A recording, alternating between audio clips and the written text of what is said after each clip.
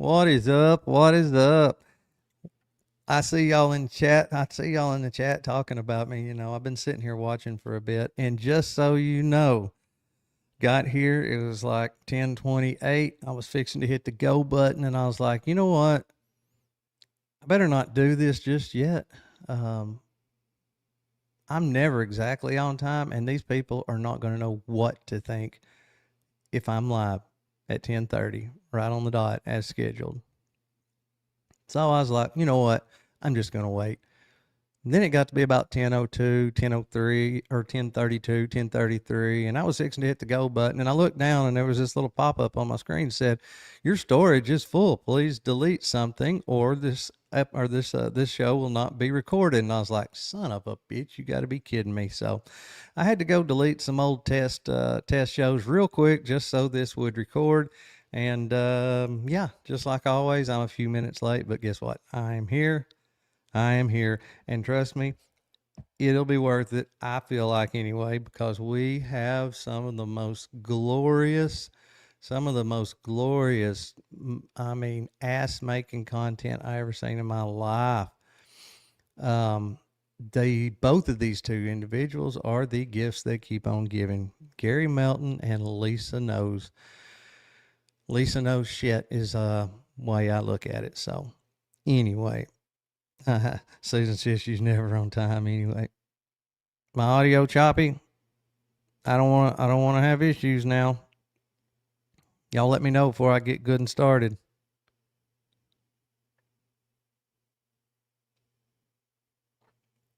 Give me some thumbs up or some thumbs down. Okay, I just want to make sure.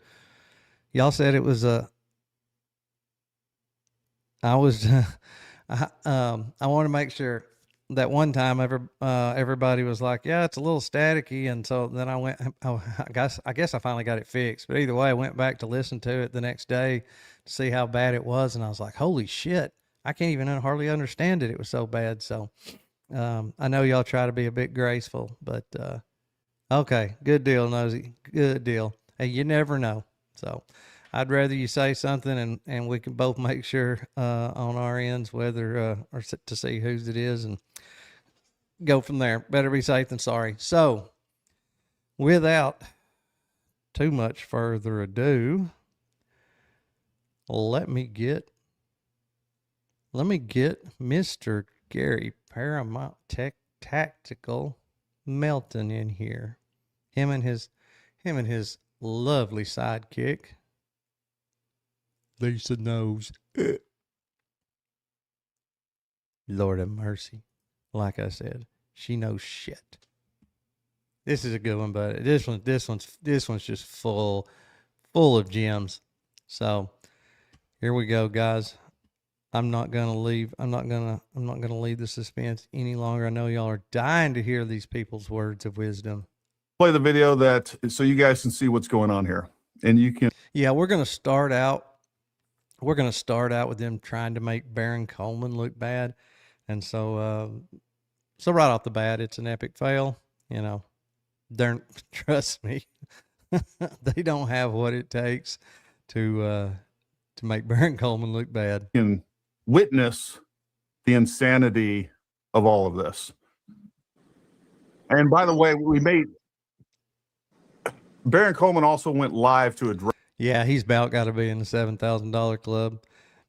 I guess $14,000 club when he's got his faithful sidekick on. Some of the things that have now come out that have basically debunked his nonsense. Oh, it's debunked his nonsense. I love when Gary debunks. He always debunks by name calling and what ifs and trust me, bros, but never facts. It's very interesting.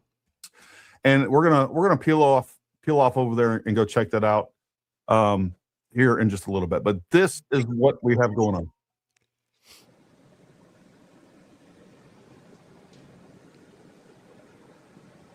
Hold on.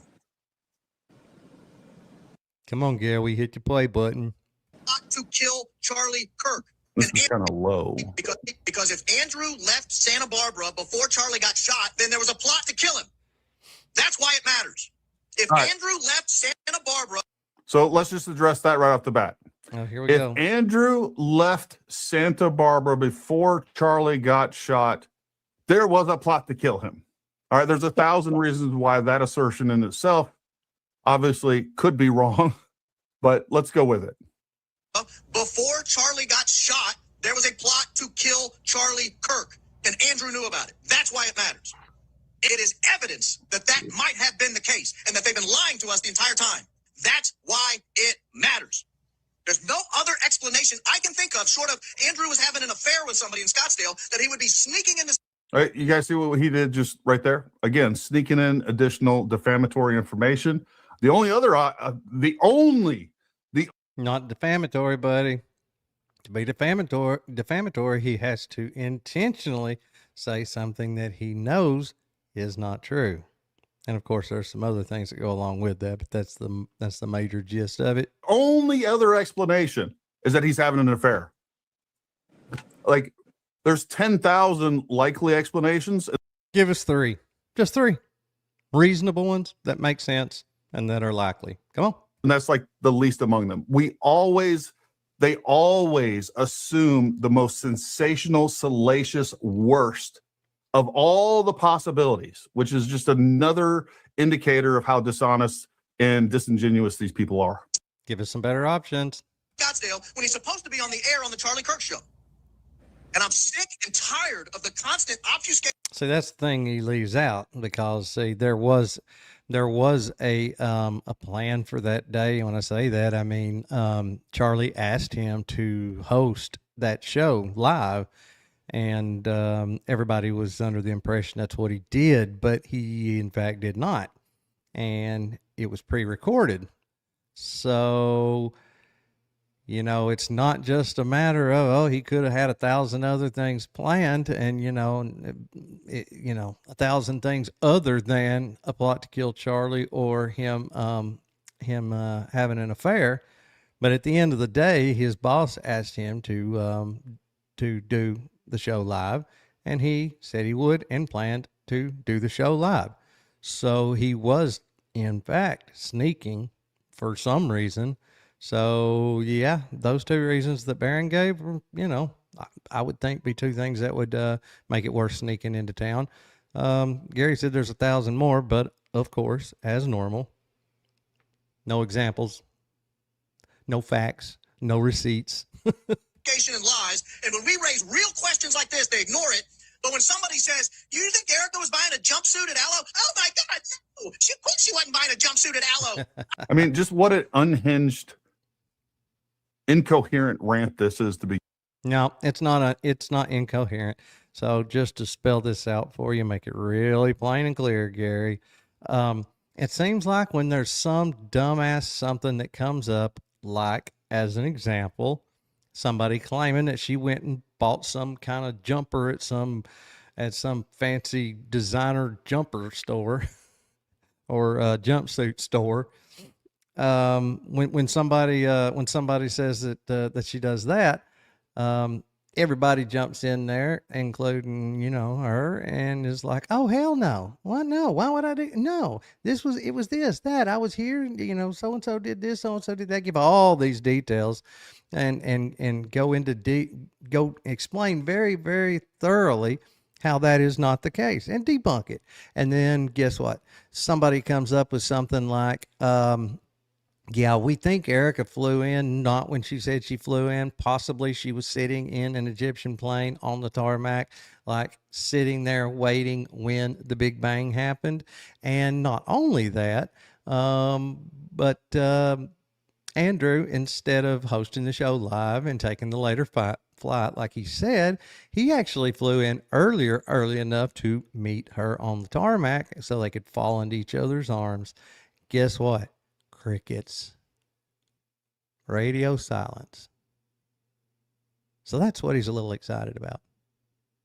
It makes me want to lose my mind too. Begin with. I was buying the jumpsuit. Oh, that's when you choose to come in and answer it?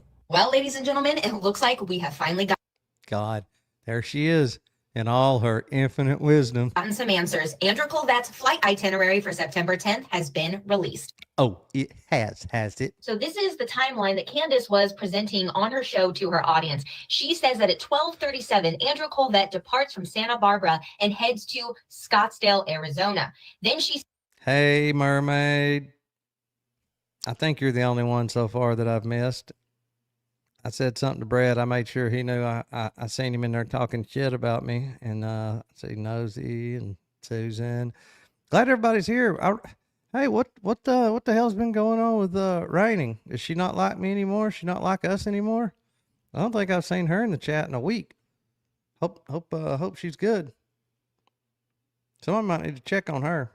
He says that at 1:42, Andrew Colvette lands in Scottsdale. Yes, and not only did he blow it out of the water, but I'm assuming if you watch him like I do, you saw where he double blew it out of the water.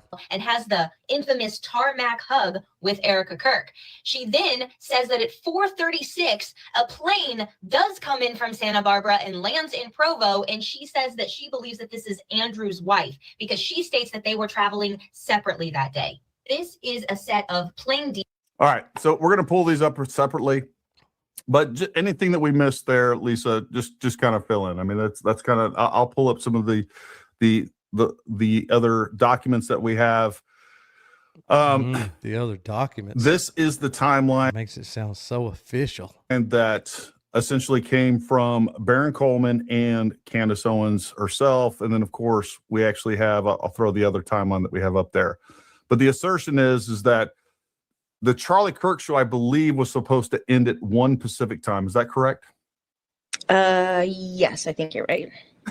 And the assertion here is that she thinks, with a name like Lisa knows, you should know that it was pre-taped. It was supposed to be alive.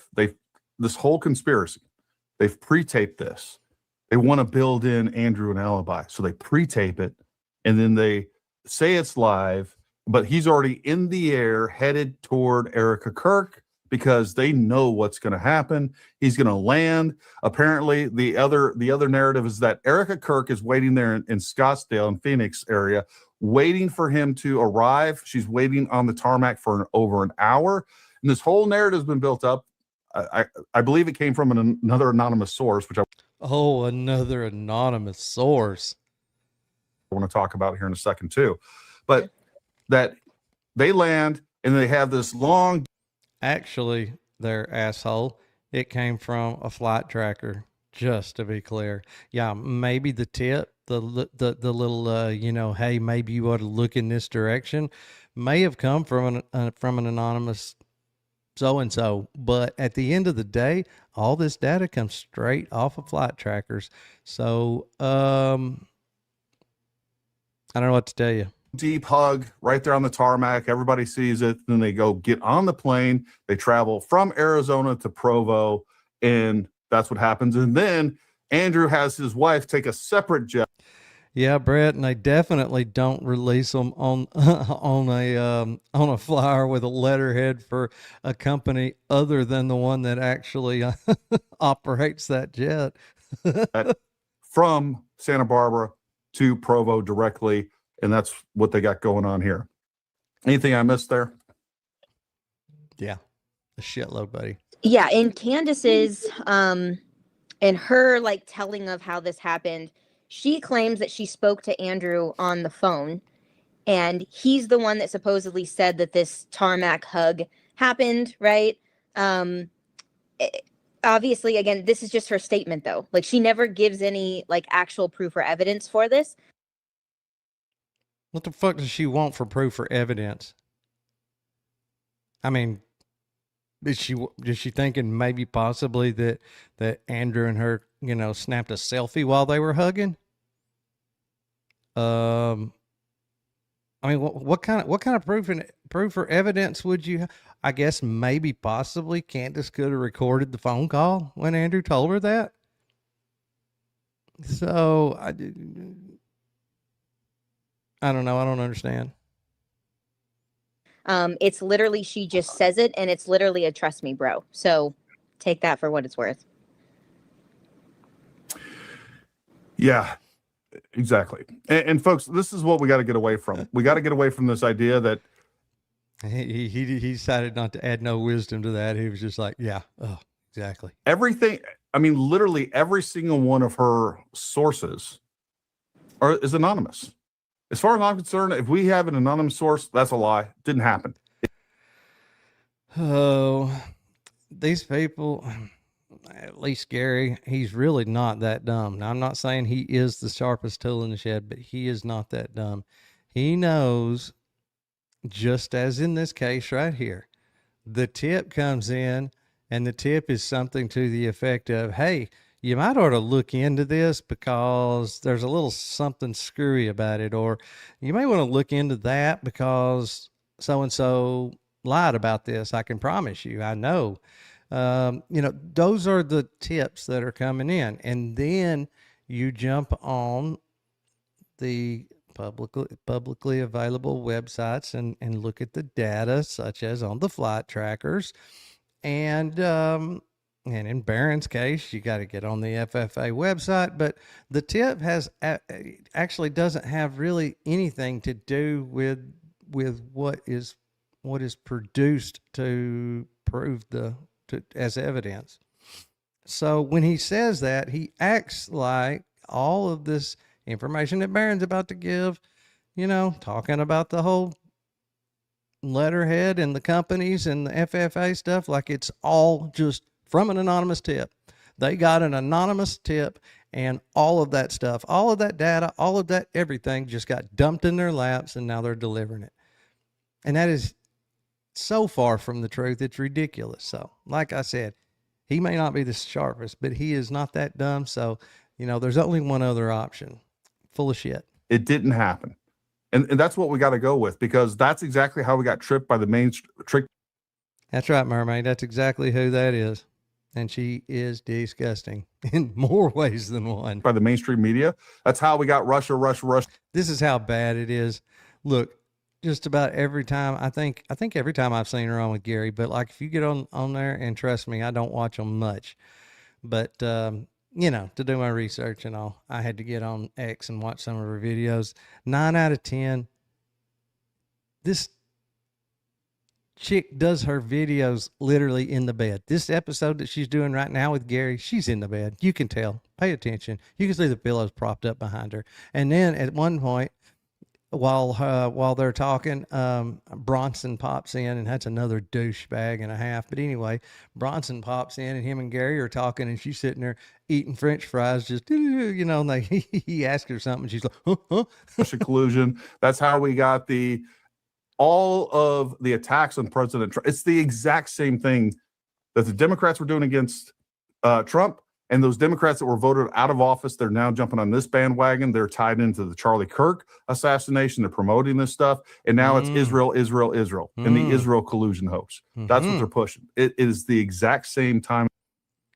Or maybe Israel collusion instead of Israel collusion hoax, It's just the way I see it. And time again.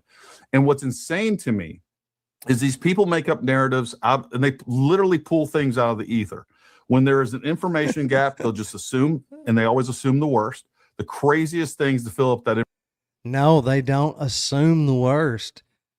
For some reason, this group of people right here, whenever you look into stuff that they've been involved in, even when you look like way back, stuff years ago, for some reason, no, we don't assume the worst, but for some reason, when you dig into the real story, it always is the worst. It's the worst thing imaginable with these people every damn time. Information gap.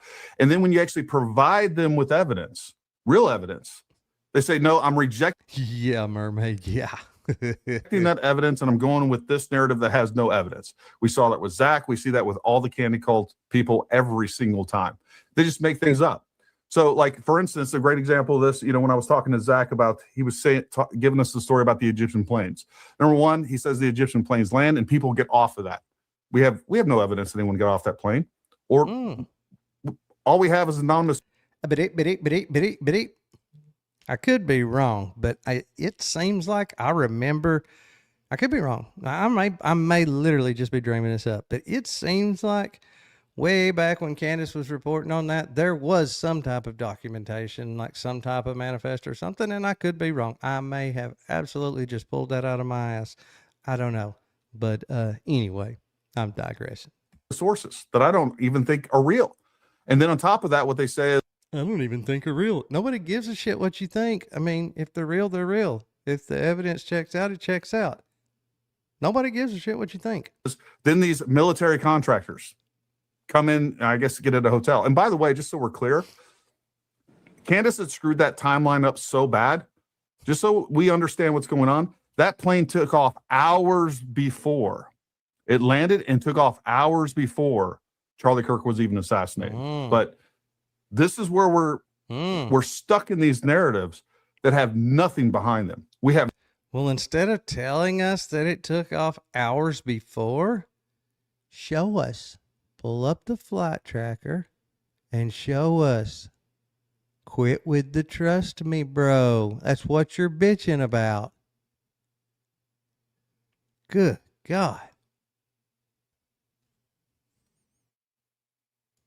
Hold, please. Have no evidence of a French foreign assassin coup. We have no evidence of a French foreign assassin on Charlie Kirk or a team that's coming after Candace Owens herself.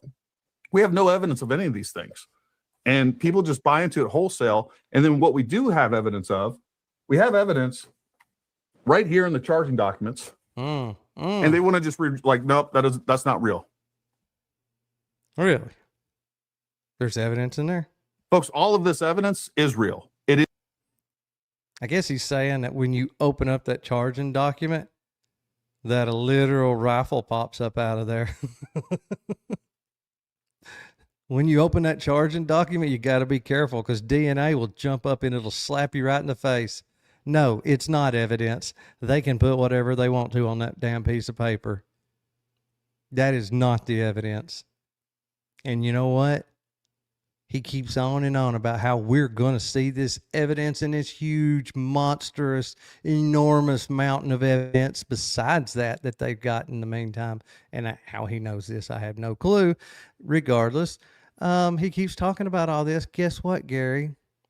If he gets Epsteined between now and then, or if he pleads out, we'll never see the first damn bit of that. And if you don't think there's not a high likelihood, in fact, I would say the most likely scenario between now and when this stuff starts being brought out in court, the highest likelihood is either he pleads out or he'll get Epstein. Mark my words. I hope not, but I'm just saying. I can almost guarantee you that's where this will go. It is real. And if people are telling their audience that this evidence isn't real, because it will have to be shown at the trial. It's going to be shown. Not if there ain't no trial, Gary. And by the way, the defense team already has it. They're already going through this, validating the evidence, and it's real. I mean, there's something going on with that shit for the damn defense to not even want to do this on live television. Exists. So, you know, I don't know what else to do with this complete, it's intentional and willful. Yeah, Nosy, you know, and of course they said they didn't even find it's not even a bullet, it's a bullet fragment. What do you want to bet it's not even a bullet fragment? What do you want to bet it's a fragment of something from the guts of a Rode wireless, you know, portable microphone? Rejection of reality. That's what this is. They're like, I don't like this reality. I like this other thing that I'm making up over here, so I'm just going to replace it. And nothing will change.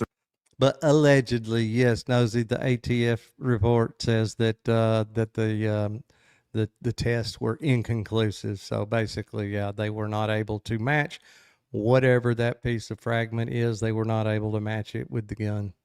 Their minds. And I'm curious to see, you know, Lisa and I were talking a little bit about what people are already saying.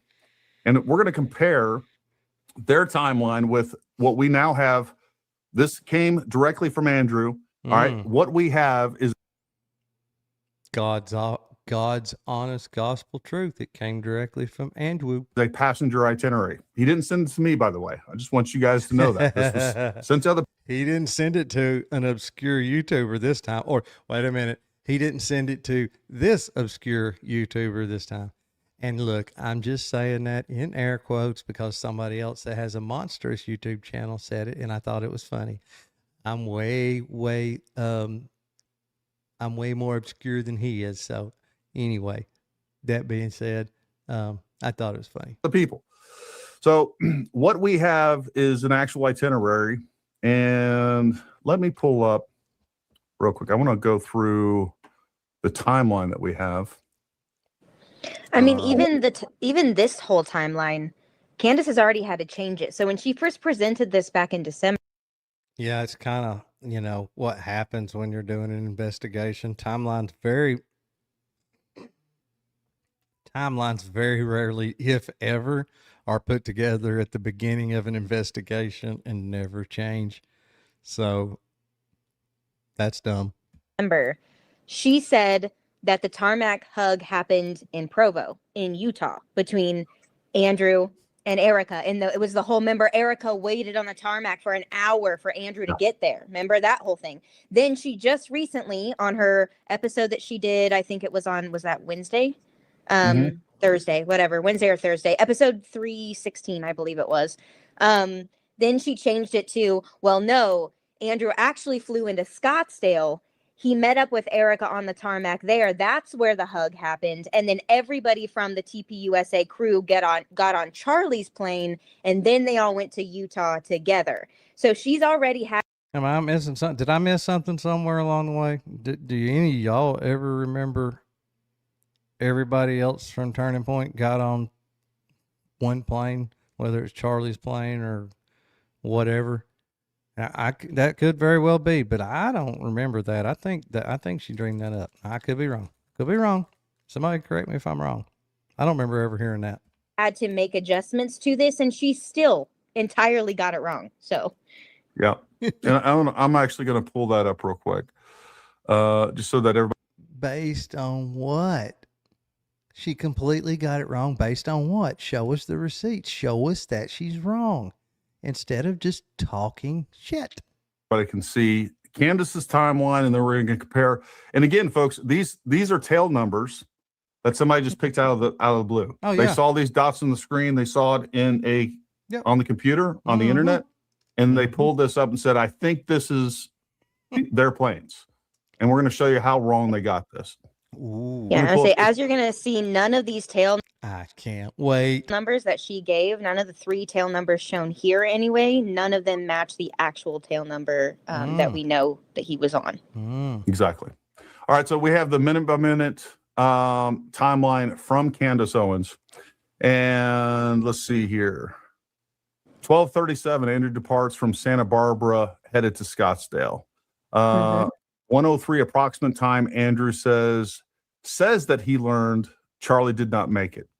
1:42, Andrew Colvett lands into Scottsdale and has a tarmac hug with Erica Kirk. 1:42, and we don't even have, well, I guess at that time that was September, so Arizona would have been on basically Pacific time, so the delineation. Yeah, we're the same as California in the summer. But it's not the same. Where it should be listed there is that it's not the same times as Utah. Utah's an hour Utah ahead. would be a mountain time, an hour behind. Yeah. Actually, an hour ahead of. This asshole is so confused over the time zones already that he has no clue. He has no clue. Pacific time. So even that, like, this isn't very clear, and there's lots of room for error. But Mermaid, no, especially not after that last video he did about the whole Charlie Kirk situation. That one there more than made up for it, I believe. I'm sure he's back in the good graces. when you're making things up, it really doesn't matter. All right, so now what I want you guys to look at, this is the actual itinerary that was provided to someone else by Andrew Colvett, what we have here.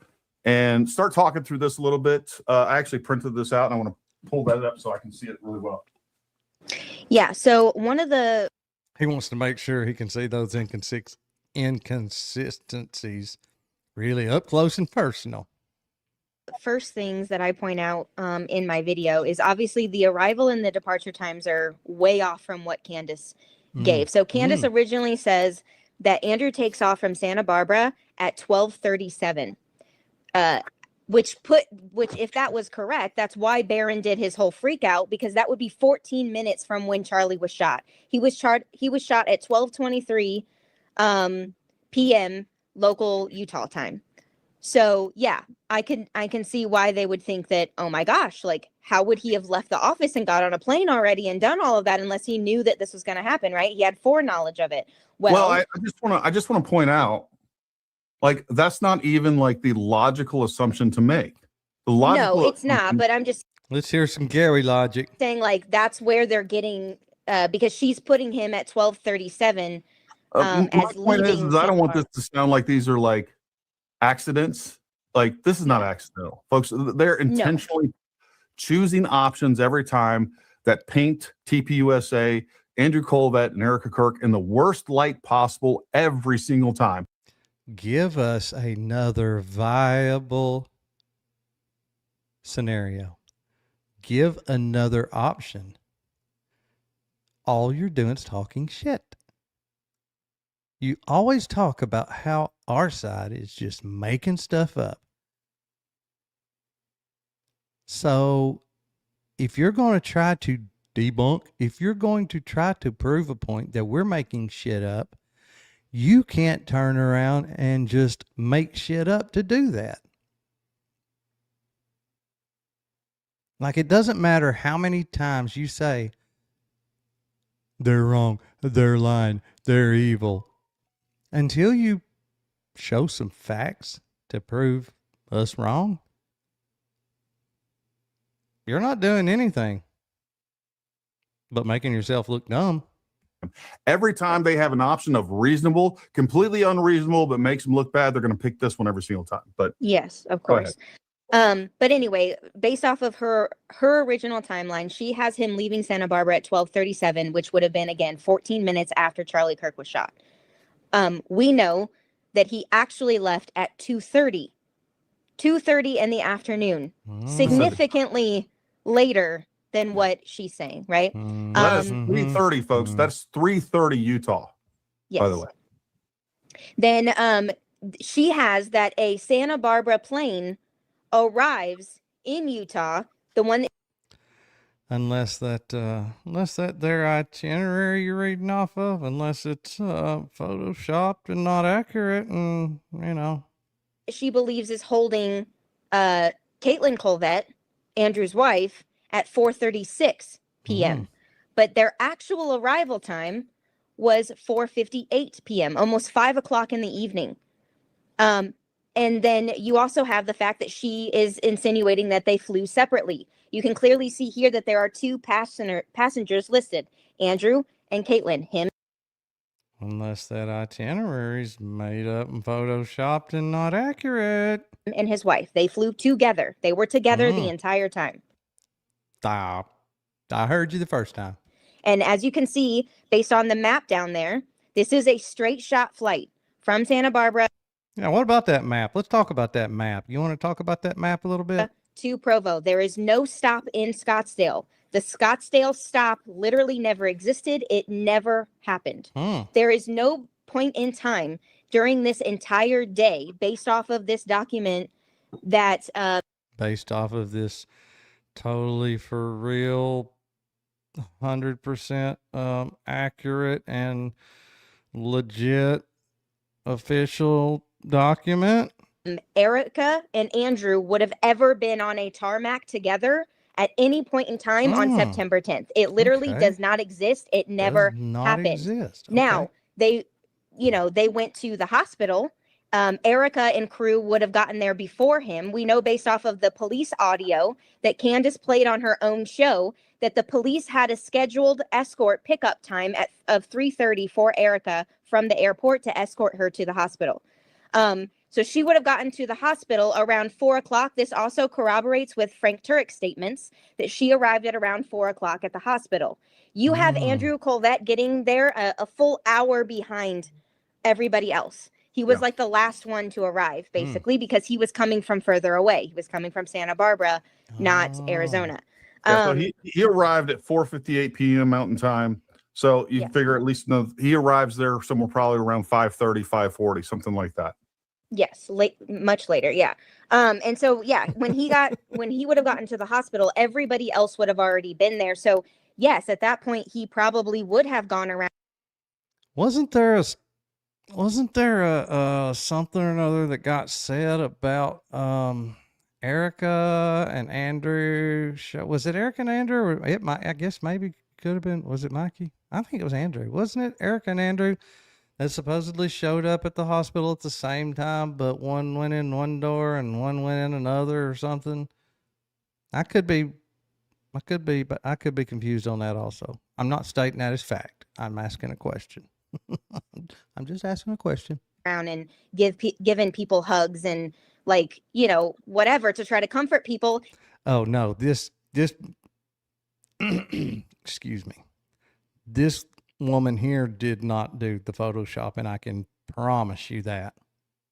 All she's doing is towing the turning point line. All she's doing is just yap, yap, yap, yap, yap, yap, yapping, barking like a seal. Yes, Erica, I'm sure would have been included in that. And there's also literally a crowd of people. Her and Gary together could not figure out how to Photoshop that. I can promise you. People in that room to witness that happening, right? So it's not this private one-on-one hug that happens on the tarmac to make it seem all dramatic like a movie.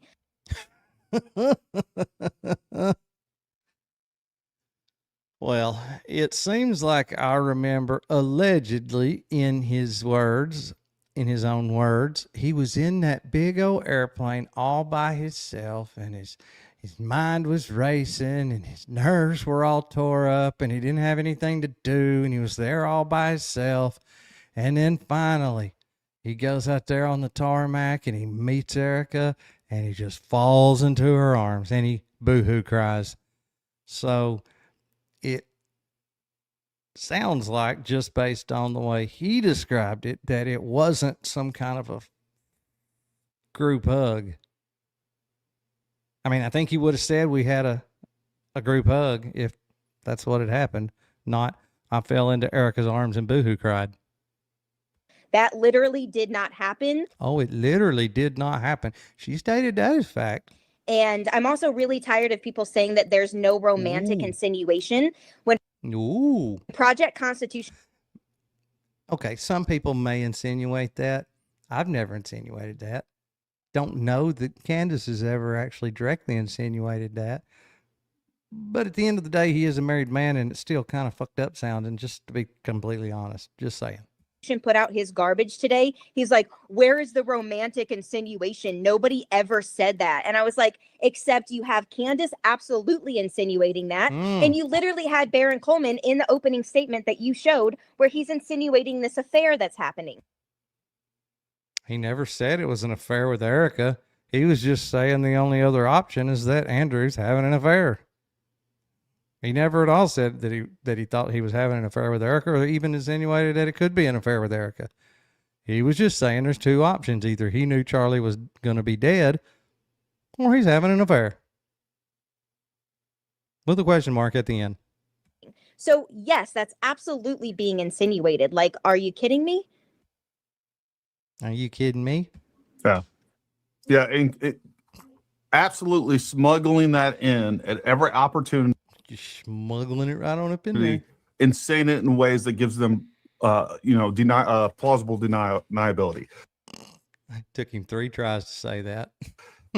It's so contrived. It's so engineered, and it's so disingenuous that it's so disgusting. I mean, it's just disgusting. Damn, he threw several big words all in there together, though. Got them out nice. He did good on them. He enunciated those well. Just in the way that they do these things. And look, and the problem is that their audience falls for it. That's what they know. They know that they can just insinuate any little thing, and these people are just going to lap. Yeah, Miss Susan, they probably were, they probably are, whatever. But at the end of the day, as far as, this bullshit she's saying, neither one of them were insinuating that. It was just in general, having an affair. Hey, there's Dan Lap. What's up? Good to see you here. It up like the freaking slop puppies that they are every single time. Slop puppies. Jesus. Yeah. Easy on the language, big guy. I mean, we also have, again, we have the aircraft listed up there. We have the tail number. We have the type of aircraft. Again, this doesn't match any of the 3 planes that she had listed on her detailed plane lineup there. Like, none of that matches. We do have at the top there that this is a TPUSA VIP client. So we do know that this is under their account. And we have that it's Paradise Jets up there. That is the charter company that they were using. This is some awesome detective work, by the way. The other thing that I want to, so a lot of people were in my comments today saying, this is just an itinerary. It's not a manifest. Itineraries can be changed. And they would be correct. They're not necessarily accurate. While that can be true. While that is true, the fact is an itinerary cannot necessarily be depended upon for accurate information. That is a fact. It's not that that can be true. That statement is very true, that they cannot be relied on 100%. Doesn't mean every time they're going to be inaccurate, but as a whole, an itinerary is not a dependable document for proving who was on what flight going where and when. Something that needs to be brought into perspective here that I don't think people are considering or thinking about. This is a privately chartered flight. They are very different than a commercial flight like you and I would take, where we go to the airport, we get it on a big plane with a bunch of people, and like our itineraries are definitely subject to change. You can sit on a tarmac for 2 hours in a commercial flight, right? A private chartered flight is going to be it is different. It works differently. But I even looked it up. Yeah, I even looked it up today just to be like double sure. So she was guessing it worked differently, She had to Google to see if it's a little different or not. A 5-second Google search. You guys can go. Why didn't you just talk to your rich ass TPUSA buddies? I could have told you how it works. Oh, literally, please go look for yourself. Don't take my word for it. Literally, type it in. Is a private chartered flight itinerary more accurate than a commercial flight itinerary? And it literally tells you, yes, they are more accurate based on the GPS devices that these companies use. Why are we even talking about GPS devices? The fact of the matter is you can get an itinerary before you fly out, before you show up to the airport and check in. So once you have that itinerary, bam, you can at any time between then and when that plane takes off, before you, at least up until the point where you get checked in, you can cancel that flight, or maybe you could change that flight to a different time. That is why an itinerary is not dependable. Doesn't have anything to do with the damn GPS on it. It all has to do with the fact that it is not a report after the fact stating what happened.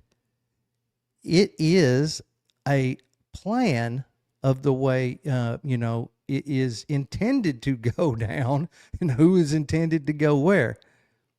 But until that flight has actually taken place, there is no 100% accurate way of saying what happened. Jesus. Also, the fact that it's being arranged around one single client, not an entire plane full of people, obviously. And then the other thing is the fact that these types of companies, anybody who, I've never flown privately myself, but like a lot of people who have money. I bet you haven't. Neither have I. Wealthy individuals use these type of services. They have a lot of high profile celebrity clients, and they want to keep their information private. They would not release this type of document to just anyone. Only. Hey, Mid Mermaid, that's just That's just messed up. The actual clients calling and requesting that document, would it be released to them? They're not just going to have some rando on the phone. Hey, can I get that itinerary? Oh yeah, here you go.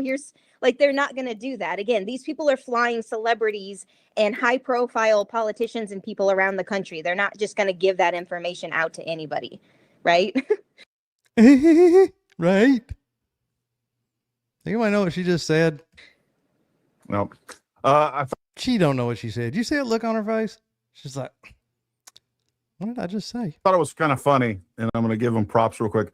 I just happened to pull up Baron Coleman's while we're sitting here looking at this. Lord. I guess he's throwing us hardcore, but let's go. I guess I signed up for this. So I don't even know. I don't know if I'm sure he will go after you. There's no doubt about it. I mean, it's going to happen. He's gone after me since the beginning.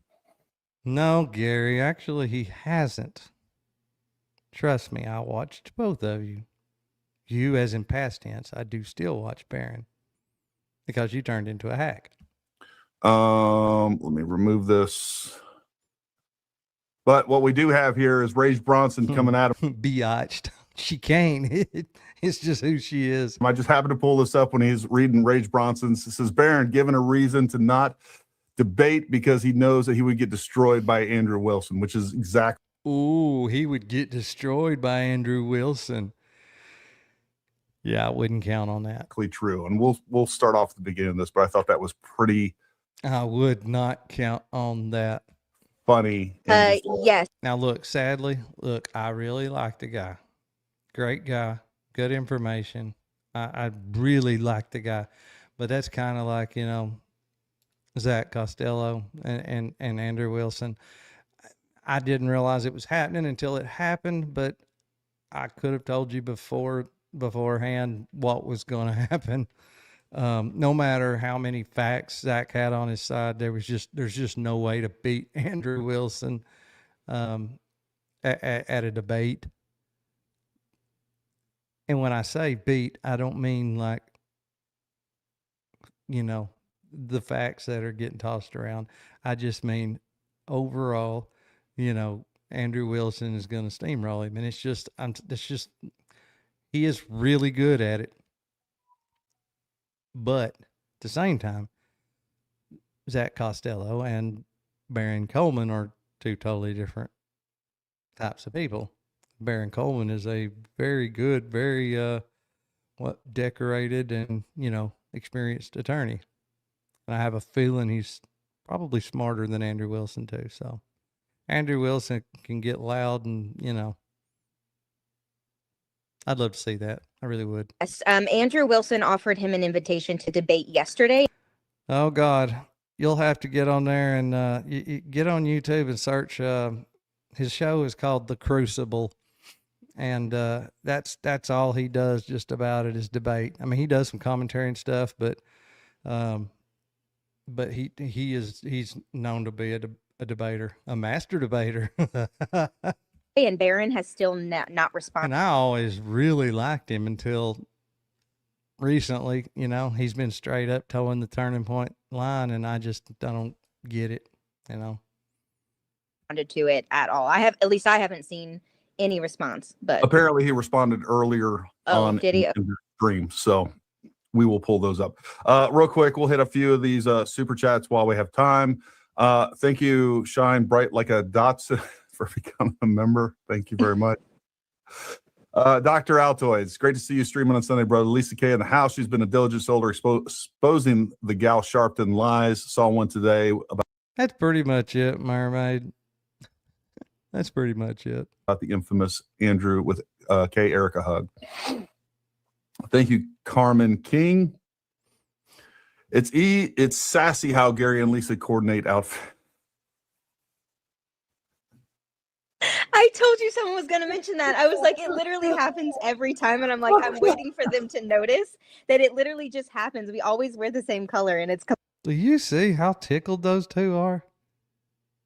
Over wear the same colored shirt. Jesus. Completely random. It's not coordinated, I promise. Definitely not coordinated. Hey, great minds, I guess, right? Gal Sharpton, Ian Carroll, Baron Coleman, Zach Costello, Project Constitution et al. Part of the industrial grift complex. You were so right about that. What a great analysis, Yep. Facts, mermaid, facts. Alan. Some are smarter than others, but it's all the same strategy. Post bullshit for clicks and cash. We were just talking about that too. Like some of these people, I don't know what they're going to do after this all goes away, because they're not going to have anything to talk about because they got no substance other than, and think about this. There'll always be something to talk about. And look, I know that my content has been heavy going after Candace and this whole lie. I was going to say, what the hell is Gary going to do when he doesn't have Candace Owens to just trash all day and all night? And this is not about Candace and the whole lie. This is about the fact that there is something much larger taking place that I want to bring attention to. And it's a psychological operation. But it always seems to come down to Candace and Baron. 100% believe that. And I'm actually going to pull up a grok analysis, not just a grok. It's a super grok analysis of its own platform in just a second. Super grok and analysis. What I've been saying for months is more and more, we're getting more and more evidence that is true, that there is something artificial Hey, Mystic, what's up? Taking place specifically around Candace Owens and her minions. And I'll bring that up in just a minute. This is another point that I want to highlight that Lisa and I were talking about before this. Lucas, thank you very much, buddy. We love you, man. Anyone that can justify listening to Zach, Candace, or any other of these morons are just, you know what? I got lost in my thought here. I want to go back to this one. Going back to, I know that I have been concentrating on Candace and debunking and whatever else. Okay. But I want to also talk about a couple things. Before I went to Candace, yes, I actually had like an additional 100,000 before he got on his Candace kick. Additional subscribers between the time that Charlie Kirk was killed and about November.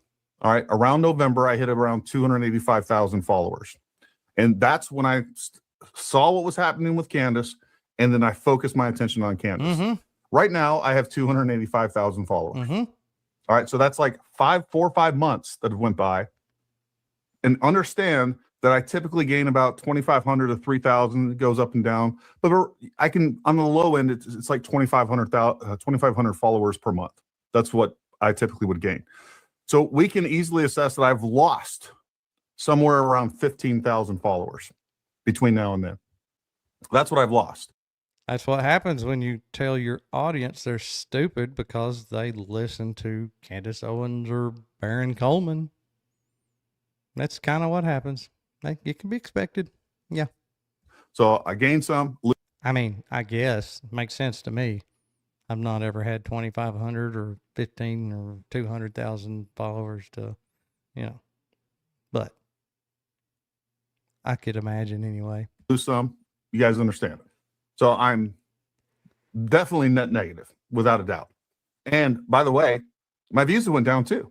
I don't care. I know I'm going to lose followers. As a matter of fact, I thought I was going to lose my whole channel. I thought I was going to lose everybody because there was nobody coming after Candace in November. What's up, Debbie? Damn, we got a chat full tonight.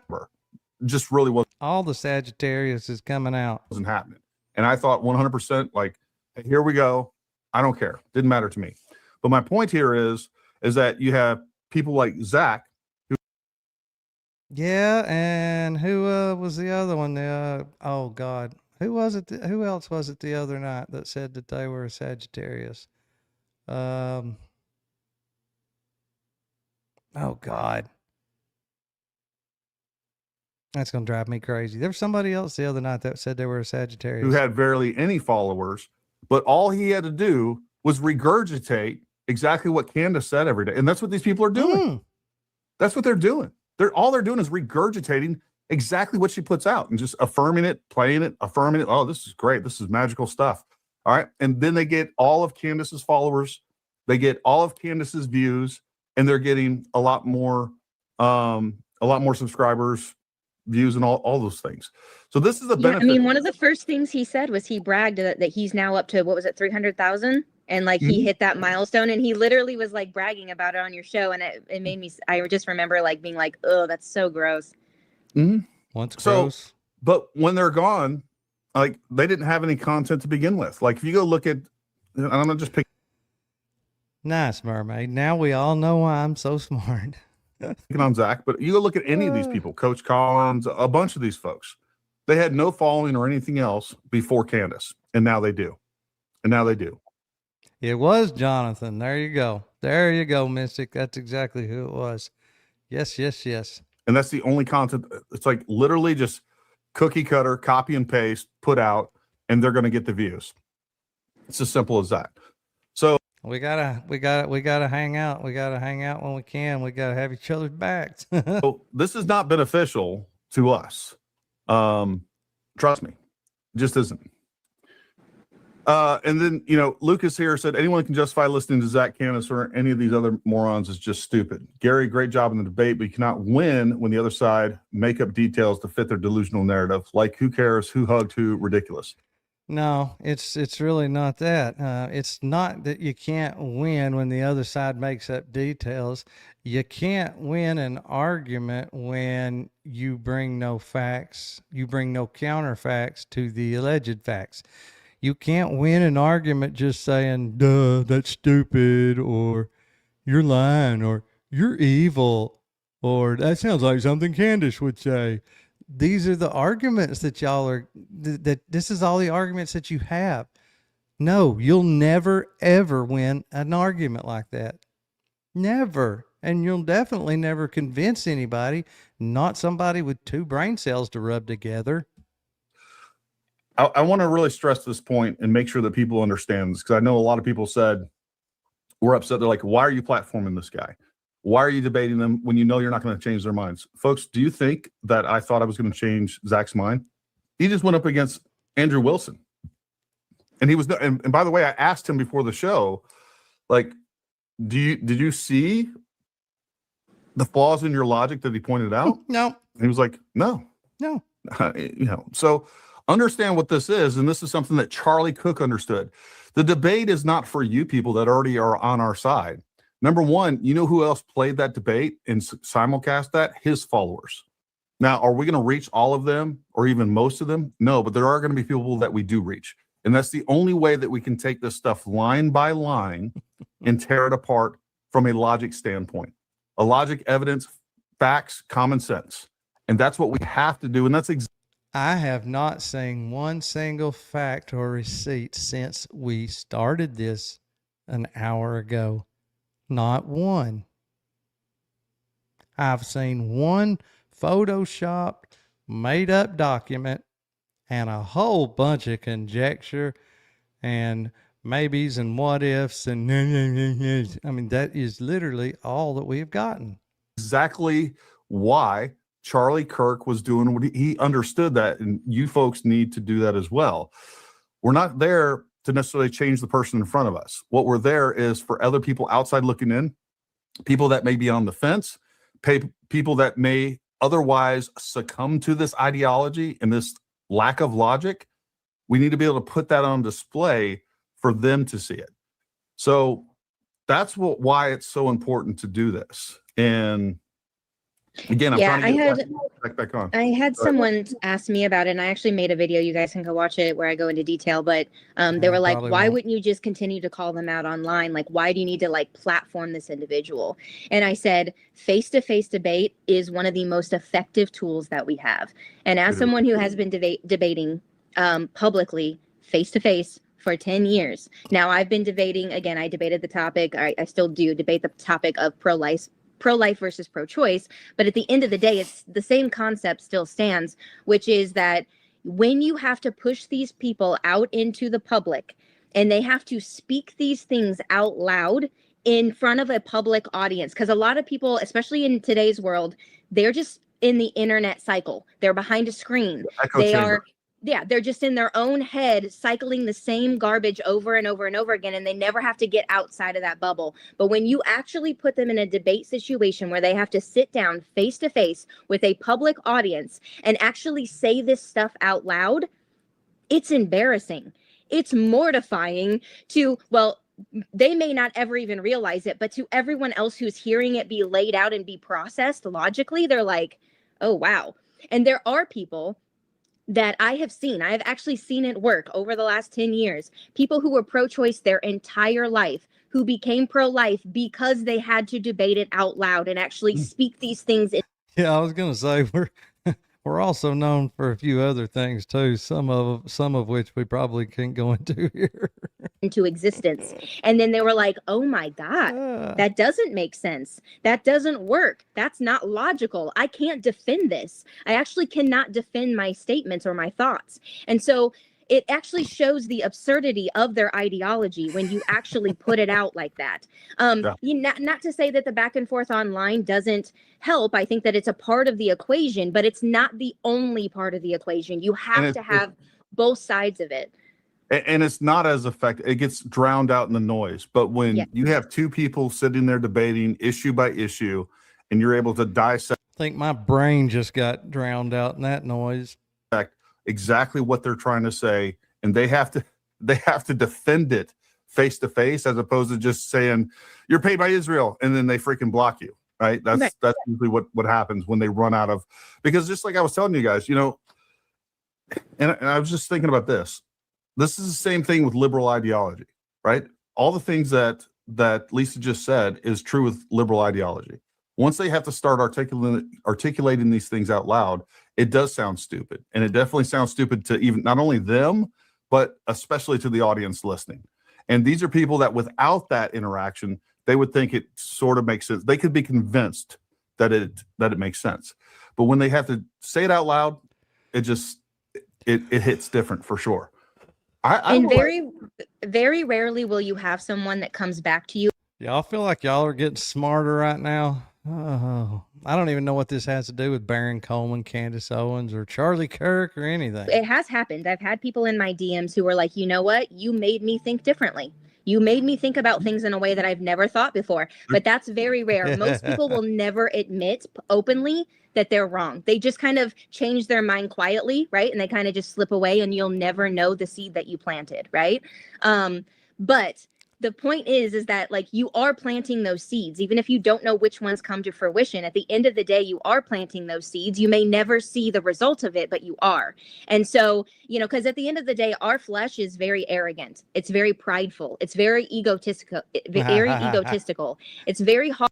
Yeah, well, you may have to hit that one hitter twice, Miss Susan. Hard to sit down and actually admit, like, I was wrong. That is a hard thing to do. That's why even at the end of the day, when I debated Zach on his platform, I said, like, yes, Mystic, freedom is everything. It's the only thing, honestly, in my opinion. Thank you for actually doing this, though, because it is. Buddy, I sent him my list of topics that I wanted to talk about. So hopefully here in the next few days, the week tops, I'll get to go on there. We'll definitely have to chat a little bit before I go on.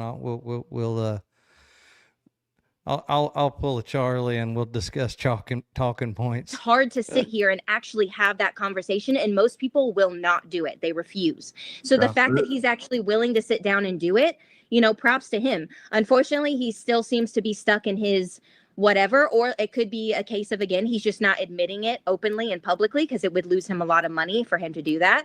But at the end of the day, Yeah, so allegedly, Debbie, the well, we'll see, Miss Susan. But Debbie, supposedly, allegedly, there is an ATF report that says that there was a bullet fragment found, and that said bullet fragment test was inconclusive. The test that they do to try to match it to the rifle. It is my honest and not so humble, but yet probably not too educated opinion that there's a good chance it's not a bullet fragment. It's probably very likely a fragment of some piece out of the guts of a Rode wireless microphone or something. Could be. Possibly. Maybe, possibly, perhaps, or however. Maybe. I can't. It's too late. I can't get it. I can't get it in right order. Anyway, yeah, I mean, I seriously doubt it's even from a bullet, but could be. We don't know what seeds you may have planted, right? So. Yeah, for every person that comes out and says that openly, like, you changed my mind, and there was a bunch in my comments alone. for every one that says that, there's 100 that are they're on their No, Debbie. The short answer is no. way to your side. They're on their Yes. way to your side. Puff, But one puff passing in the chat. point I did want to make here is that as dumb as the liberal ideology Yeah, I know. I know, Brett. I know. That guy has just really not done himself any favors, especially not recently. is, it has more merit than 99% of what these people are actually saying when it comes to the Charlie Kirk investigation. This stuff is so low IQ and such filled with cognitive dissonance and just denial and delusion that it's hard to sit here and that's why. Do you hear all these facts they're spitting? Do you see all these receipts? Like, they are just demolishing our side. They are just proving us wrong at every turn. What the fuck are they talking about? Why? Why it's so hard to listen to. It really is. It's like, my God, man, what you were saying is so dumb and makes zero sense, but you just got to sit there and grin and bear and wait for the next problem to expose itself. Jay Witt up in the house, two of my favorite. God, Jay Witt, that's another asshole. That guy is right there on Gary and Lisa's level. They'd make a perfect Don't be threesome. discouraged. Remember that we wrestle not against flesh and blood. Baron Coleman and Candace are as lost as any sinner. They need Christ. Absolutely. So who is this chick in the middle? Because it's not Erica. They've not showed anything, Mermaid. Nothing. Zero. He's talking about the thumbnail. Look, I'll let you guys in on a little inside baseball. So I have a guy that does our thumbnails. All right. And his, well, I'll just tell you, he's in the Philippines, but he does really good work. That's right. That is so right, Miss Susan. Hey, telling you, Tennessee, God's country, especially Middle Tennessee. Yep. We're red, and we're no shithole. Now, there's a bunch of individual shitholes here, around if you go to the right places, but Tennessee's great. And he does really good thumbnails, but he's 13 hours ahead of us, right? So sometimes when we decide to do these live streams, Jen's been using AI, and that was about the 5th iteration. You should have seen the first iteration that she did. Probably wasn't 5, but there was a couple iterations. I was like, that ain't gonna. Y'all going a little further into that zodiac than I know anything about. Y'all gonna have to let me know exactly where I fall and all that. All I know is I'm a Sagittarius. Work. One of them had Lisa looking so weird. I was like, my God, she would kill me if I put that up there. I was like, fix that. Yes, Debbie, they just call us stupid and look extremely stupid in the process. So we get it. Isn't it crazy how AI can be like so spot on that like it looks so real and you can't even tell the difference? And then there's other AI that is just so bad and you're like, what happened? Just about every time. You want me to tell you what happened, Lisa? Garbage in, garbage out. If it generally really shows a lot of the intelligence of the person that's feeding it the commands and prompts, especially when you start talking about artwork. I learned pretty quick, like on making thumbnails, you can say something and make it spit something out, but if you want something nice, you have to be very detailed, very specific, so anyway, that's probably what it is. You're probably seeing somebody put something in an AI and something nice coming out, and you try it and you can't even tell what it looks like. Time it does a picture rendition, it just gets enough little details off to like just really annoy me. Like even I look at that picture, I'm like, that's not me. There's clearly some different things. Anyways, long story short, what happens is, oh God, I don't know about the birth time. Mine's December 4th, 82, and I was born in Chattanooga. I had to get with you on that time later. as an interim or a temporary thumbnail, because we got to have one to post it. We'll throw that up there, and then my guy will actually come in afterwards and clean it up and put a much better one in there. So anyways, that's some inside behind the scenes stuff for you guys. Thank you, Refinish Deborah, for becoming a member. Gary, thoughts on podcast members exclusive defensive pistol carbine training course, learn skills, meet your loyal members? Yeah, the only challenge with that, Lucas, is 99% of our members are going to be outside the area. Maybe we can do that in the future. We'll continue to build, or maybe even, maybe we'll go, I don't know, hold a course in like the middle of the country somewhere, and everybody can come and do something like that.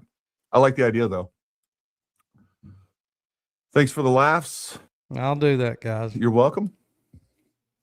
Gary, can you address why the Google Doc says 2026, not 2025, since all of Barron's people here are going crazy and love to shut them up, please? Oh yeah, you gotta just love this ingenious. You gotta love this genius logic, this answer. Like, it is just a display of just pure intelligence. What Google Doc are they referencing? She don't even know what the hell they're talking about. Are they talking about? This is where, we haven't watched Barron yet, so we don't know We haven't watched Barron yet. This ain't a Barron thing, dumbass. all his nonsense yet. So look at the map at the bottom of the screen where it says 2026 instead of 2025 when that flight took place. I don't know what Google Doc you're talking about. Are you talking about this one? Oh no, not that Google one. Doc. Hold on. This? the itinerary. That's not a Google Doc. Yeah, That's not a Google Doc. Look down at the bottom with the little map says Google on it, and it says Google 2026. 5. okay. The itinerary. Yeah. 2026 and not 2025. What are they talking about? It does say 2025, guys. Yeah. Hold on, let me pull it up on my phone so I can see the detail. But I'm pretty I printed this out. Everything on here says 2025. Yeah, it says Not everything. Keep looking, Gary. 9/10 of 2025, 9/10 of 2025, Wednesday, September 10th, which is the correct day. Really? Yeah, I'm not seeing anything that says 2026 at all. Keep looking. Now, I do want to, are you okay if we go over some of the things that they're saying are wrong with this? We can do whatever you'd like. Hold on, let me make sure that's the last. Yeah. Yep, that's the last one. Hold on. Kenny Colt equal the new left. It's crazy. I say this next all the time. Agree. I think they are the left. They are. They are the left. I missed this one. Gary, it's important to point out that what you are doing is making a difference. More and more people are standing up against evil, and more people are leaving the cult. I agree. And look, Lisa and I were talking. Sounds like a damn good idea, Mermaid. Talking about that before the show. This is something that I try to talk about to other creators. Like, I know it's, and people contact me, or I hear, as a matter of fact, just today, I reached out to a content creator that I heard that was getting really discouraged, and I reached out to them. Wait a minute. One saying I'm Leo Moon, the other says I'm a dog. This person, and I said, man, don't. Like, we need you. And are those good or bad things? Don't get discouraged. We're just letting them win if that's what they're like. Again, like, you can call me whatever. Sometimes it irritates me, but it doesn't. Like, if you want to fuel me to keep going, are we still talking about the Zodiac? Going at something, try to get me to stop. That's just how I tick. Okay, so what they're saying is the map down at the bottom. Mm-hmm. So the little map portion that shows like the flight from point A to she finally found the 6 to point B. That says map data 2026 Google INEGI. Okay. I don't know why that's the case. I guess that's. I don't know why. I guess going based off of when it was printed. Oh yeah, I'm sure that's what it is. It's going off of when it was printed. Yeah. I mean, he says, yeah, of course. Makes sense to me. What's crazy about that? What's crazy about that? Well, it's showing the flight path that that plane took in 2025. One would assume that it would be a 2025 map. And according to ChatGPT, anyway, that is the case.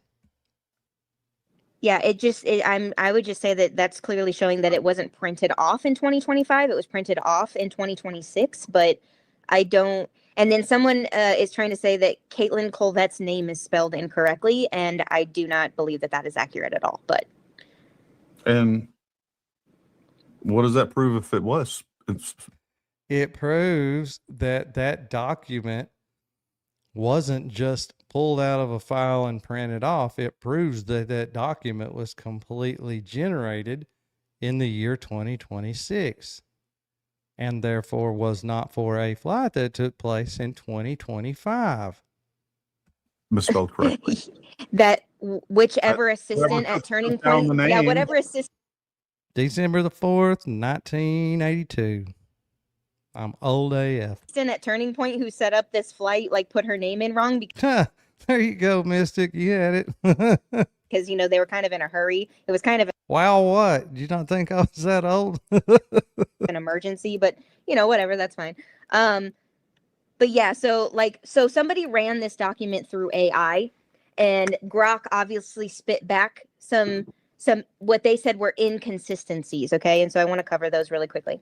Sure. I posted about them on my X today too as well. I'm So sure you the did. main one that they're saying is that this tail number, the N8 whatever 72RA. Yeah. N872RA, yeah. That is no longer registered to Paradise Jets. It is now registered under the operation of Regency Air. And Grok is saying that this is an inconsistency. Well, there's a simple explanation It for that, is an guys. The plane may have inconsistency. been sold. Oh, the plane may have been sold. I think we learned something about that tonight, didn't we? Paradise Jets may have sold this plane to Regency Air, and so now it is under their operating number because it says that the operating number listed there no longer matches Paradise Jets, which Mhm. Or again, Paradise Jets could have been leasing that and decided to. yeah, Could have been, might have been, maybe, possibly, allegedly, perhaps. Where's all them facts? Where's all those receipts? Come on now. If you're gonna debunk, you got to bring some facts with you. Move Who it over to knows? somewhere else and get a different plane or reduce their fleet or increase their fleet with Oh yeah. Different plane, reduced fleet, increased fleet, different jets. Like, different jets. oh my yeah. God, you guys have I trade them like baseball cards. solved the case. Like, we need to all remember that this incident took place 6 months ago. So in that Yeah. 6 month time, who knows what happened with that actual aircraft? And you should have just shut up and you wouldn't have looked nearly so stupid. But now we know, thanks to Mr. Baron Coleman, shout out, that thing has not changed hands since 2019. And guess what? It has not been Paradise ever since 2019. Never was Paradise that I know of. But the jet has not changed hands since 2019. It's been operated by the same company. In whose hands it was exchanged through or whatever. I don't know how this works with airplanes, if it's like car dealerships and how they swap out their inventory. I'm not exactly sure. But at the end of the day, there's Well, you got to be sure if you're gonna go toe to toe with Mr. Coleman. If you're fixing to call him a dummy and a liar, you better be sure. I looked it up and I said, okay, like I went to the FFA registry and I put the information in to see if it would show like previous owners or like a bill of sale. It doesn't show it there. A bill of sale. You actually have to go to there's a website where you can purchase the bill of sale, but it was 85 freaking dollars. Nobody cares about a bill of sale. You don't have to see a bill of sale to see who is operating that particular aircraft. And I'm not paying for that. So I put it on my thing. I said, look, if one of you in the Candy Cult, if you want to go pay the $85 to get the bill of sale to see if they sold it to Regency in that time frame, you go for it and let me know about it and I'll post it. But I was like, I'm not paying that. So well, and these small charter flight companies are the exact same as transportation companies. Chattanooga, Tennessee. Most of the time, they're not buying these planes outright to begin with. They're leasing them for an extended period of time and then they either let them go back, they switch them out, whatever. I hear a whole lot of conjecture. I hear a whole lot of guessing. I hear a whole lot of dumbassery. But yet, when Baron Coleman pulls up actual data and facts off of the FFA website and off of the flight trackers and all of that, oh, they say that he's making shit up. But the fact is like most of these are under lease. They're not being purchased. So, and look, this is just a Gary, doesn't really matter at the end of the day who owns the damn airplane. It's all about who operates it. Perfect example. Here we just saw Baron Coleman's unhinged rants like, give me this information. We need it. Like demanding information that you have. Mystic, I'll try to have that tomorrow night when I come on. I'll have to look into that a bit. Have absolutely no business having to begin with. But when they do. I got my birth certificate somewhere. I'm sure my birth certificate shows. I've never really looked for that, but I don't know. I'll go look. I'll try to know tomorrow. Get the information. The reason they want it is not because you are going to satisfy them. It just gives them new content. That's what it is, folks. Your dumbass trying to debunk some of these folks gives us content. It's hilarious. Folks, now I can spend the next week going through this and making my imbecile followers. Well, when somebody photoshops that thing out of thin air, what do you expect? Believe that I have debunked this whole thing. It's a whole shtick.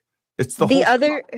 The other thing was that when they ran it through AI, they ran through my version that I highlighted sections for my video because I had used it in my video to draw people's attention to the points that I was making because that's what you do when you're trying to present information. And what AI came back and said is that the document had been altered based off of the highlighted points and the blacked out information where they blacked out certain privacy. They blacked out the cruise information and they blacked out the planners information because that's obviously somebody at Turning Point, and I'm guessing it probably had their personal information, so they blacked that out. So yes, that's going to come up on Grok as it being altered because yes, guys, I added the highlighted portions.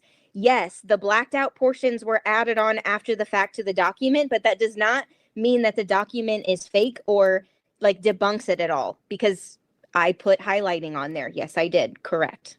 Well, and there's some things that look, Grok is really. Ooh, she from DC. Dang. Really good, or any AI is good at aggregating information and, giving you organizing information and presenting of information that's already available. Going through and freaking validating documents, that's not something that it's good at. At least definitely not what's current, commercially available. I'm sure maybe if you have some. Dude, just shut up. Supercomputer and you have AI database or something like that, some advanced machine learning, maybe it would be, but that's not going to give you this, especially when there's clear. That's not going to give you this. Like, oh my God, if I put this in AI right now and I said, was this altered? Of course it's going to come back. It's altered. Like we have portions of this information blacked out. So just quit being stupid, people. There's no pleasing these people. He is making my head hurt. Hi, Lisa. So glad Gary has you back on. Gary, you're spot on about Zach. You give him the most charitable assessment, but his fruit says otherwise. Holy shit. Yeah. I mean, that's just, look. Let's talk about how that map on the itinerary says 2026, pretty sure a kid Photoshop more accurate than that. I mean, again. Well, there was one up there, Debbie. I'm pretty sure that. I mean, and it was about to fall out of the sky. It was going so slow. Well, I'm going to be nice. It doesn't say 2025. All right. When this pulls this new data, all right, when this pulls the map portion off of this, doesn't mean that this was printed up. All right. What's happening is we're going into a database. We're pulling this out. It is still pulling some of the current information, like the updated data information. Because no, Gary, that flight was taken in 2025, so it should pull flight data from that 2025 trip, not the current flight. I mean, it's because it knows that it's going to create a route from this point to this point. Oh God. Oh my God. And it's going to pull it off the current Google system. So it's going to say 2026. So if that was a legit itinerary, that itinerary was generated when the flight happened. That has been sitting as a PDF in somebody's folder somewhere in somebody's database or whatever since 2025.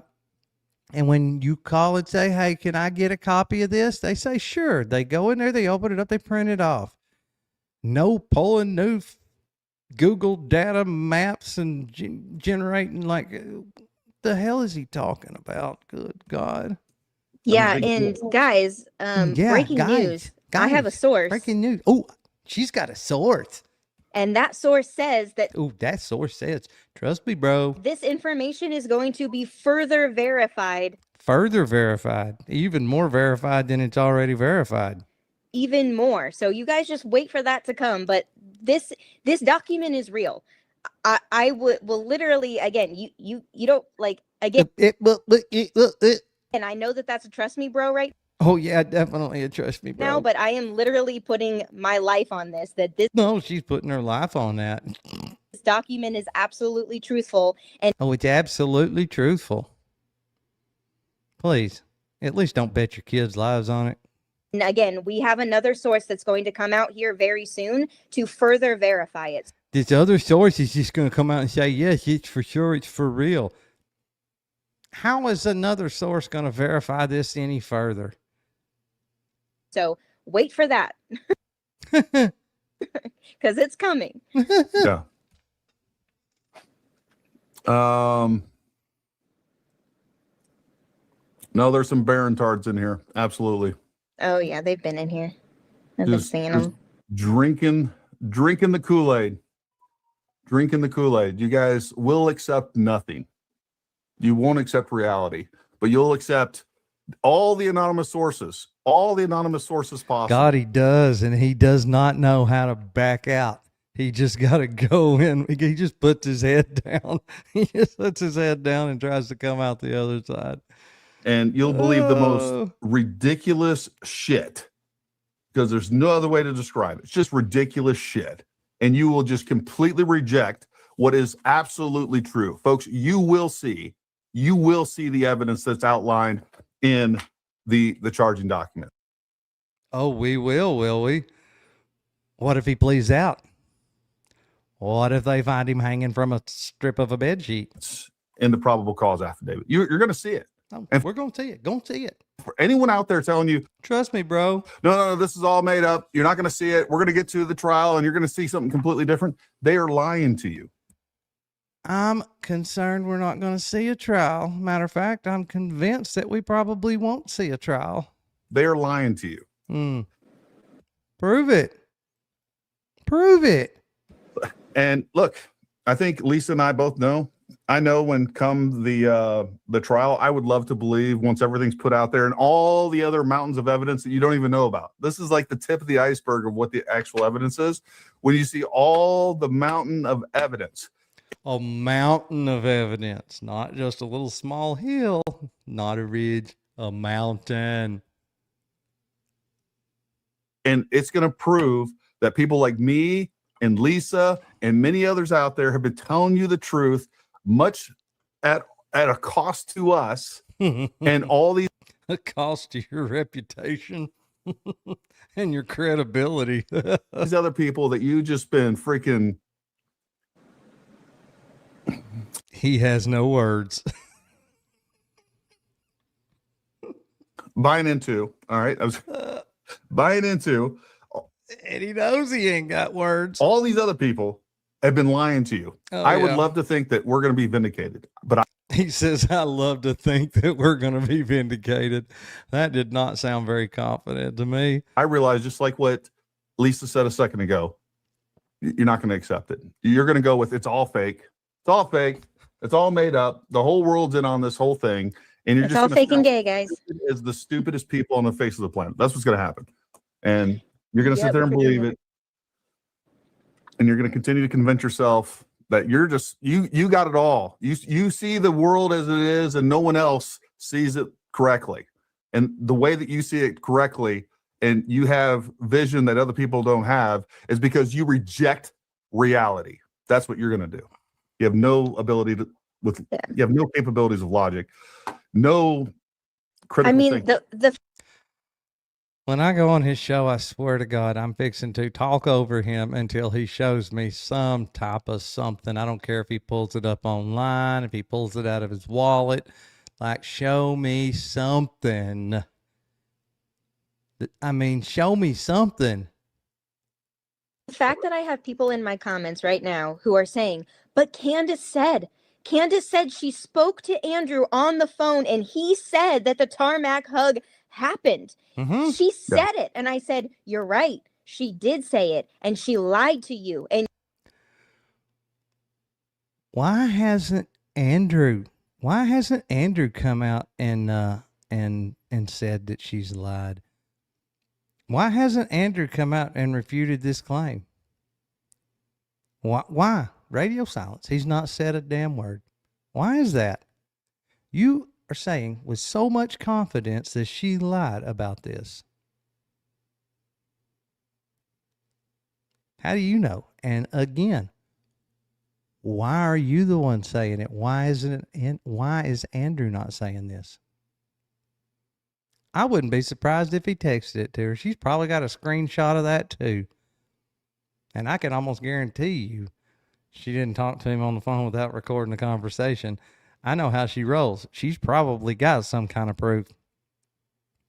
But what are you expecting her to, what are you expecting her to do?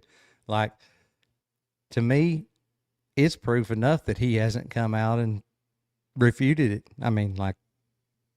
And you now need to accept that she lied to you and wrap your brain around that. I don't know how else to tell you that the Nile is not just a river in Egypt. And at the end of the day, she can say whatever she wants, you guys. Anybody can just say whatever they want. But did she ever provide any actual proof that No. that phone call ever happened? What kind of proof do you want? She said we had a phone call. Especially something like that. You'd think if it didn't happen, the man would say, hey, it didn't happen. And guess what? That didn't happen. Did she ever provide any emails or anything back and forth where Andrew is like in black and white saying that this hug supposedly happened on a tarmac? No, she has never produced a single scrap of evidence outside of what she just verbally has said to you. So outside of that, if you chose to believe that, I'm sorry. I'm sorry that she lied to you, but that is not tangible. Okay, Miss Proof, Miss Receipts, Lisa knows. Prove that she lied. Don't just say she lied. Prove that she lied. Y'all are so full of proofs and facts and evidence. Prove that she lied. Where's your proof that this conversation didn't happen? You are so confident. You are telling people, I'm sorry that you believed the lie. She lied. Where's your proof? Prove it. Proof. Those of us on our side have brought way more to this conversation. Whether you want to believe that you ain't brought shit to this conversation. You've not brought shit. That itinerary is real or not, we're still bringing way more to this conversation than any of the people who spun this narrative to begin with have ever brought to the conversation. And at the end of the day, that's right, Brett. The guy cannot have any balls at all. With the candy cult, it's always, we want more. Well, there's more. I guess Erica's got them in her purse. More. I need more. And I'm just like, you guys, why am I the one that is being grilled to the umpteenth degree? Again, yet the person again who... Because you're the dumbass that puts yourself on camera trying to debunk all these lies and conspiracy theories with a bunch of nothing. Literally started this entire thing. There's no rebuttal or pushback on them when, again, they got the flight times complete. That's because there's generally some type of documentation or something to go along with the claims that we put out there. Completely wrong. The planes are completely wrong. The stops along the flight are completely wrong. There is no Scottsdale stop that ever happened. Show me. Show me. You've said that about 20 damn times now. Show me. And yet these And they people, completely guessed. They were guessing from the very beginning. yes, They but there's there no was a flight questioning that them. sort of made sense. They decided there was a flight that sort of made sense in their mind, and that's the one they picked and said, "This is," and then presented it as fact. Prove it, Gary. You're presenting that as fact. They lied to you, folks. Prove they lied. Prove it. You're being lied Right. to. This is exactly why no credible, ethical journalist presents information before they have proof and evidence behind it. They don't. Where's your proof and evidence behind what you're saying right now?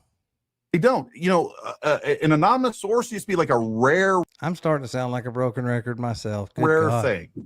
Now we have Candace, Baron Coleman, and all these other folks that build the entire narrative out of these anonymous sources that are lies. They're lying to you. I don't think half those anonymous sources exist. Yeah, Mermaid, I just think it's so tacky. I don't know why. I mean, it to each their own. It's none of my business, but I don't know. For some reason, watching him smoke those cigarettes while he's debating is just, I don't know. Yeah. And if they are, they're people that are lying to them to begin with. And they haven't proven their credibility. They have no bona fides, nothing. Bona fides. Yeah. I don't know I mean, what to say. 90% of the time when Candace says, I spoke to someone, I immediately go, no, she didn't. She never Yeah. spoke to anybody. That person doesn't even exist. Guaranteed. Guaranteed. Prove you've spoken to them. You have to prove to us that you spoke Prove she didn't speak to him. to them. You need to have them on the record. And this is one of the things I want to point out, folks. I talked about this. Who's the source for the itinerary? Andrew Colvette. My God, Yeah. you guys. That's even worse. It really is. It'd be better, at least for Andrew, if somebody else created this fraudulent document to exonerate him. It'd be better for him if that happened rather than him creating the document himself. Why do you think he didn't put it out there himself? Because he knows it ain't real. Allegedly. Again, Exactly. a company that is a privately chartered jet company does not release that type of document unless it is to the client themselves. Yeah, but guess what? That wasn't a document that was just released. That was a document that was created. Yeah. I want to bring up a There's a difference between releasing a document and creating a document. post and show you guys this because this is super important to understand. I can find it here. All right. Make sure this is up on the stage here. That's right. That's exactly right. Woodward Burns say, yep. And let me pull this one down. All right. This is really important to understand. The truth about Candace Cult's anonymous sources. Anonymous sources should almost always be treated as fiction, but Candace's are especially incredible. Why? Because they're either completely made up or we're supposed to believe there are people so cowardly they won't show their faces and put their name on a statement, even when they claim to have proof that an innocent man is about to be executed for a crime he didn't commit. That's wild. If the truth is that important, stand up and show your face. Otherwise, it's just convenient conspiracy porn for clicks. Think about this, folks. There are people out there that Candace wants you to believe. There are people out there that have exonerating information that a man's life is on the line, and they don't even have the courage to let you know who they are. Don't you think that is weird? And don't you think that's super convenient if you have a conspiracy con going on? Like it's just so convenient that all of this information is this hidden knowledge. It's this anonymous sources. Sounds like somebody's which how do words work? Sounds like somebody's been watching Mr. Dan Bongina, the Podfather. That hidden knowledge. And I want you to think about this also. The complaint against the government and Andrew Colvett and Erica Kirk and TPUSA, the complaint here is that they're not being transparent. Oh my God. There's nothing about this investigation. Let me tell you something. The government has been 10 times more transparent than Candace Owens. She won't let you know who her sources are. She won't let you know where she got this information. She won't even let you see the emails that she allegedly sent to different government agencies claiming that she had a international hit team coming after her. She gives you no. We just found out the other day that she released video footage and pictures that she's been sitting on for 6 months. I mean, there can't be a bigger double standard or pure hypocrisy than someone going around demanding transparency and they're being less transparent than anyone involved in this. Anyone involved in this. So, I mean, I don't know what to say.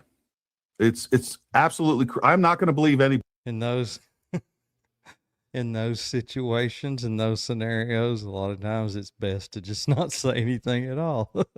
Body. This is, hey, you know what? I have that is telling me they've talked to someone that has information that's going to save a man's life, but they won't go on the record. Would you do that? I don't care if it's somebody I didn't even know. If I had exonerated information, like, you know what? Hey, I found this out. I know this is true. This person is about to be killed if I don't get this information out. But no. I'm going to hide behind, like, you know, put on a voice changer, like, hey, I have the secret information. Like, it's ridiculous. You want us to believe that?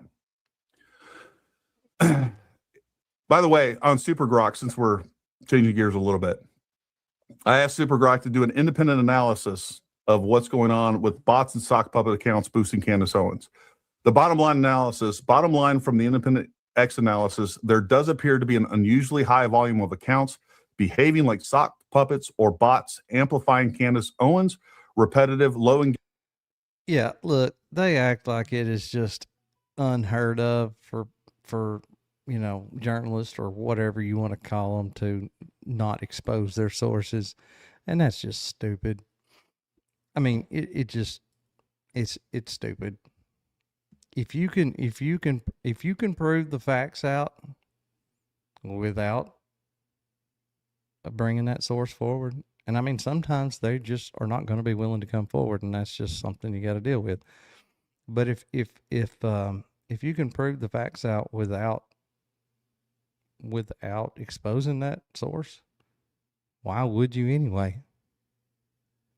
I mean, a lot of times these sources are just pointing you in the right direction. They're not necessarily, you know, it's not necessarily information, you know, that they're specifically bringing. A lot of times, like I said, they're just pointing you in the right direction. So you go and get that information, there you go. But just because they're not willing to come forward doesn't mean that there's nothing to the information. I don't know. Oh, I didn't, I knew it was kind of long, but I couldn't remember exactly how long it was. This is long, but, I tell you what, let's pause it there and then we'll finish it up tomorrow. Cause trust me, there's more stupidity to come. There's much more. Bronson hadn't even got on yet, and oh my God, that guy's dumber than both of them, I think. So, yeah, there's quite a few more laughs to be had. Man, like I said, the gift that keeps on giving. I can always, if I don't have anything to talk about, I can always go to YouTube. Go to the search, Paramount Tactical, bam, and boop, I got something to talk about. It never fails. And if that ever stops, being a good source of stuff to talk about, I can always go to X and go to Lisa Knows. Between the two of them, oh God, plenty there, plenty to talk about. So anyway, hey, y'all all go hit y'all's one hitters, get rested up. I got to get up early in the morning, so oops. And my camera just died on me. Hold, please.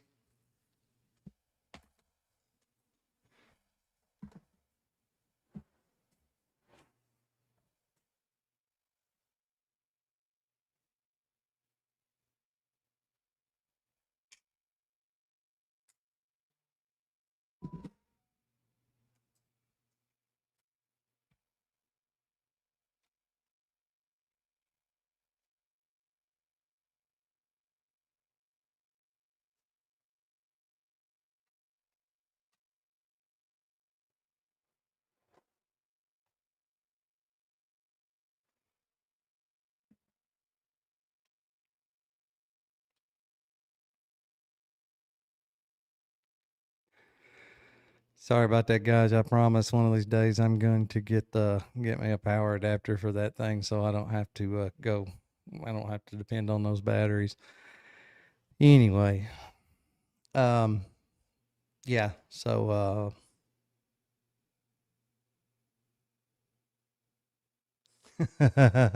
it's tough some mornings. I can promise you that. So uh, that's why we're going. That's why we're gonna pause it there, and we'll finish the rest of it up tomorrow.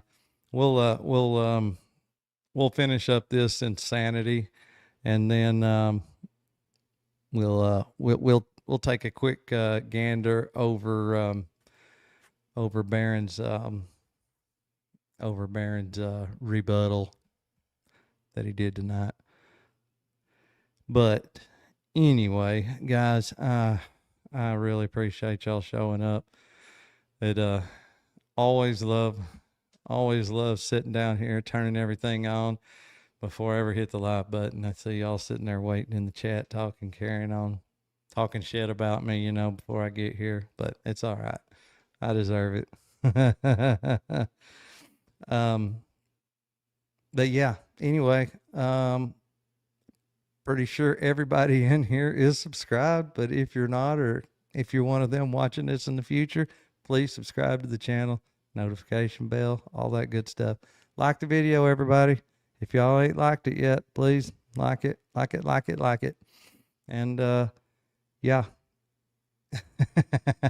I was just kidding this season. Yeah, and